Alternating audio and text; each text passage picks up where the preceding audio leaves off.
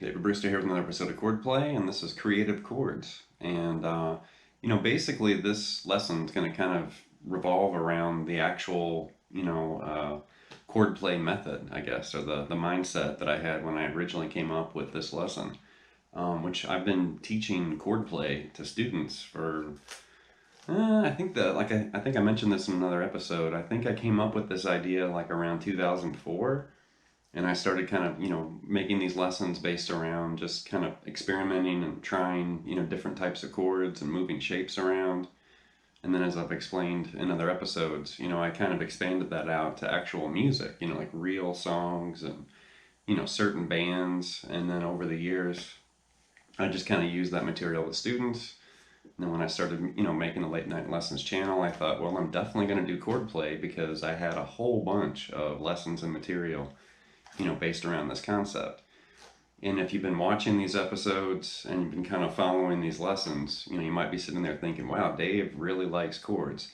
Yeah, I love chords. Chords, to me, that's almost as exciting as anything. Like when I hear, an interesting voicing or an unusual progression or something different, I get really excited where it's like, oh my gosh, I've never seen that before. And I get all nerdy, about chords.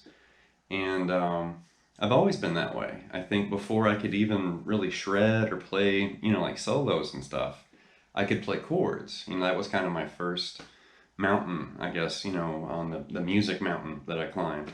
It was like, well, I can't do all that crazy, Yngwie stuff, but I can play these chords, and I'd sit in my room and kind of practice rhythm. And then as my lead skills improved, I still, held on to that attraction to these chords. This is something that still happens to me, to this day. I'll hear some new music. Maybe it's like Aaron Marshall, from Intervals, or Nick Johnston or somebody, or Eric Johnson, or I mean, literally anybody. I'll hear a song I haven't heard before, whether it's something new or something old, and chords they just kind of grab my attention, when I hear something different.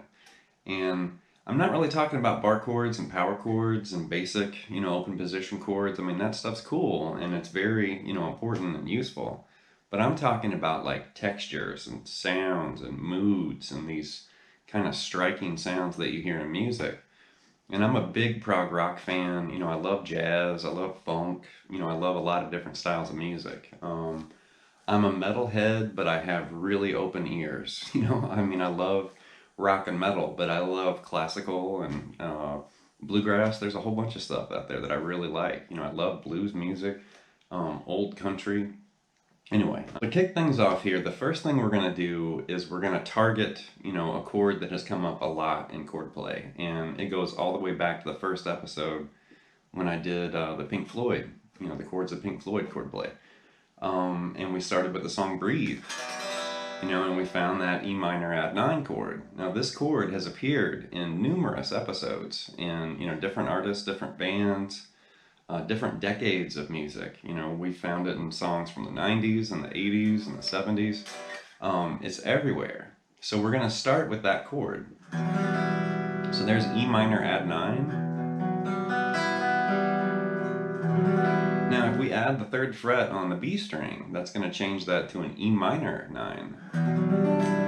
Okay, very common, nice sounding chord. But the reason I'm modifying the chord and targeting that, first of all, we're going to get creative, with this really common chord that we've uncovered in numerous episodes.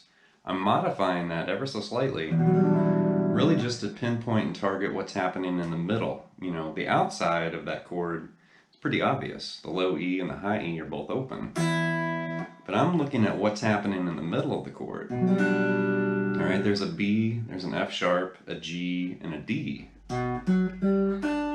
Right? Now, we can definitely play that chord right there.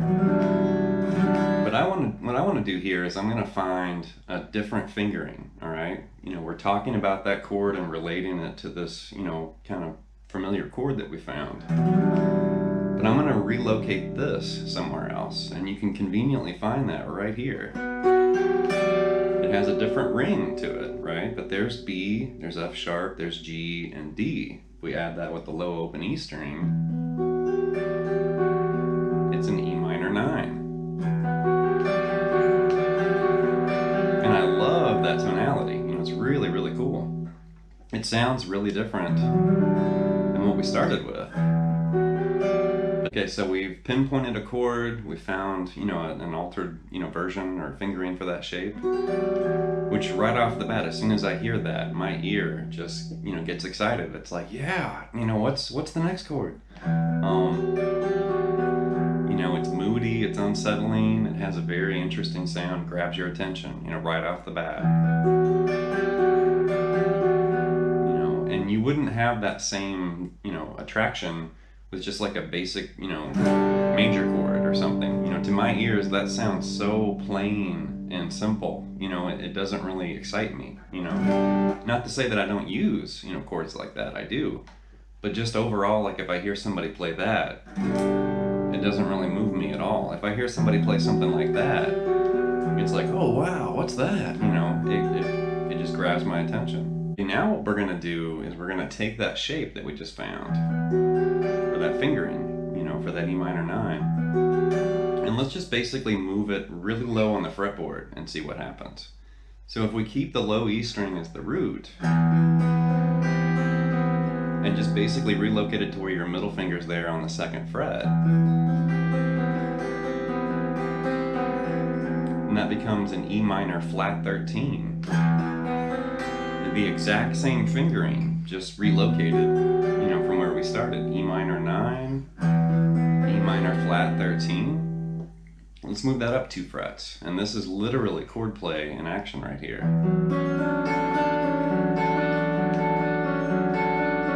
Now that would be an E13 sus2 sus4. You could also think of that as a D major 7 over E.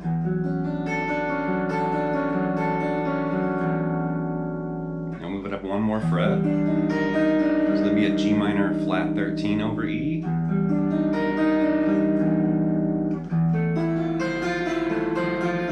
And then E augmented sus4 with a flat 9. The whole step, and we're back where we started with that E minor 9. So right there, I took one shape. You know, I kind of maintained that low E string open, but I found, you know, a whole bunch of interesting chords just moving that one shape around. So if you're a bar chord player, power chord player, you know, think of it almost like that, but we're doing it with this really interesting kind of textured, you know, chord.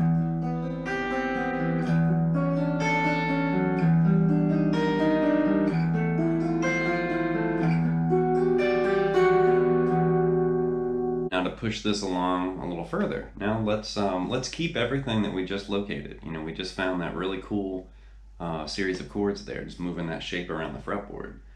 But now let's change the root note to A. Like instead of using low E, let's see what those chords sound like if we suddenly shift, you know, basically to A. So now if we start right here and play A as the root, okay, now that becomes an A minor at 9, which is interesting because we started with an E minor 9 right here. If we relocate that and play the A open, then it becomes A minor 9. Now move that up 2 frets and you've got an A6 at 11. Okay, go up 1 more fret. You could think of that as an E flat major 7 over A. You could actually think of that as several chords, but that's probably the easiest way to think of that chord. And an A minor flat 13. And if you go back to where we started with E, but play A as the root, you could think of that as a G major 7 over A. Or it could be an A13 sus2 sus4 with no 5th. And that's one interesting thing about chord identification, you know, and naming chords. You know, depending on what you're calling the root or the context of the progression that you're putting a chord in, that will dictate what you're going to call or name that chord. So we're relating, you know, the first batch of chords were kind of closely linked to E, and we were calling that the root. You know, now we found this A alternative, and we tried to kind of steer those chords toward A. You know, and there were a couple like that G major 7 over A. You know, it's just kind of a simple way to think of it. If you want the complex way, then you can definitely think of that as an A13 sus2 sus4 with no fifth. Most people don't want to think about chords like that. Most people would just rather call it a G major 7 over A, just to keep it simple. Okay, now the next idea, this is kind of a modified approach. You know, the first approach, you know, we started in E, we just literally moved a shape around, you know, and located a lot of different chords. Then we changed the root note, went from E to A, and then we found those, you know, related to the key of A. So now what we're going to do is, instead of maintaining one shape, now we're going to mutate and change the notes, right? So this is going to kind of lock into using open strings. We're going to start in a kind of a higher position and just kind of ease our way down. And I'm going to uncover a lot of really interesting chords. And I'm really just going to kind of move one note at a time. And you'll see there's this kind of transition that happens. To get started, we're going to play an A sus2, but we're going to play it really high on the fretboard. So your 11th fret's on the D, 14th fret on the G, open A, open B, open high E. Okay, so there's, you know, 11 and 14 there on the D and the G string. That's the, you know, C sharp and A note right there. Now let's bring this A note back to G sharp, and that's going to change it to A major 7 sus2. Now if we change that G sharp to a G, then it's A7 sus2. So from the A7 sus2, if we basically take that C sharp and lower it to C, then it becomes an A minor 9. Now if we take the G note there on the 12th fret on the G string and lower that a half step to the 11th fret, we grab that F sharp, and that's an A minor 6 9. Now if we lower the C note back to a B, A6 sus2. From the A6 sus2, if we take that shape and just move it down a whole step, then it becomes an A sus2. Now let's take this E note, raise that a half step to F, and then it's going to become an A sus2 flat 13. You know, very, you know, tense and mysterious chord, but I like that sound. Let's take that and just flip those two notes around just to see what happens. You know, and that would be an A minor add 9 add 11. The A minor add 9 add 11.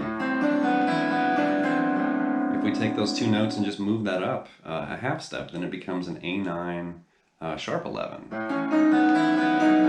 an A add 9 sharp 11. You can see right there, I just started with one chord, and we just slowly eased down the fretboard, mixing and matching, you know, changing the notes by basically a half step.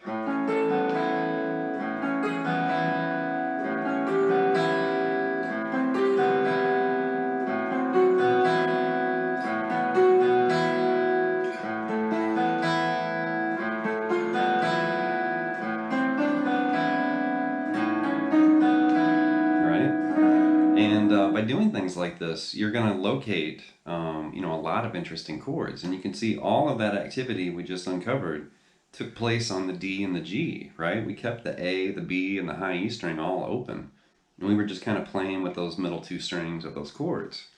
So you can apply this to any key. You could start with any chord, and then just slowly start to kind of mutate and kind of smear the notes around and see what happens. That's going to wrap up this first look at creative chords, but I do have a lot of lessons based around this kind of idea, you know, different keys, different chords, you know, some of them's kind of, you know, mysterious and moody and minor key, and some of it's kind of bright and happy and major key, and we'll look at both those worlds, you know. So I will expand this series of lessons, and I'll make a part 2, you know, at some point in the future. So leave some feedback and some comments, and please subscribe to Late Night Lessons, and I'll be back before you know it. Thank you.